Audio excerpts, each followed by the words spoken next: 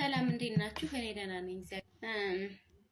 እኔ በመውጣቴ የተከፉ ሰዎች አሉና ትንሽ እስኪ ስለ ራሴ ልንገራችሁ።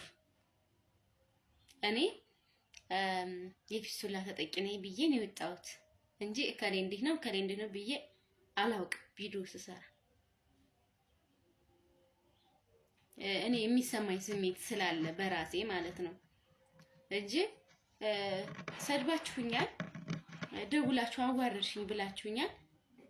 እኔ አላዋረድኳችሁ። ከመሰላችሁ ደግሞ ይቅር በሉኝ።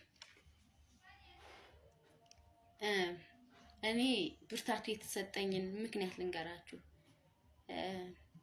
ፊስቱላ ከሆንኩ በኋላ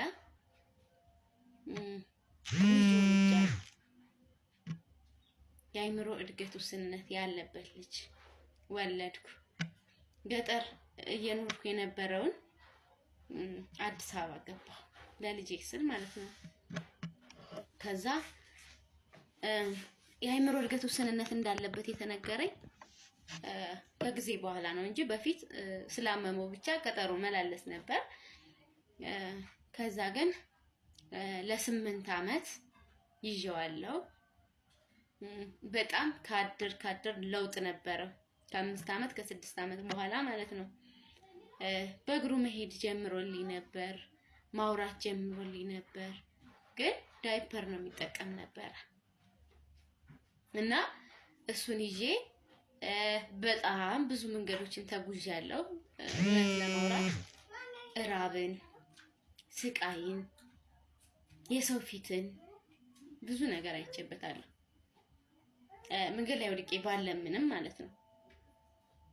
ከዛ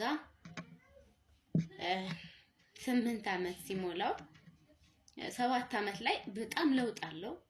የሚጣፍጥ አንደበት፣ ወሬ ተዘግቶ የነበረውን ስሜን መጥራት፣ የሚፈልገውን ነገር መጠየቅ፣ በደንብ በእግሩ መሄድ ጀመረ።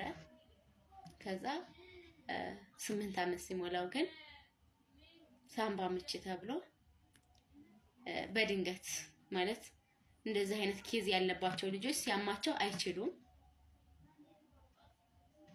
ከዛ ሆስፒታል አይሲ ክፍል ሀለርት ይዤው ገባ የዛሬ 2 አመት። ከዛ ገባ። ከዛች ቀን ጀምሮ ያው አንደበቱ ተዘጋብኝ። እኛ ግን ያለ ክፍያ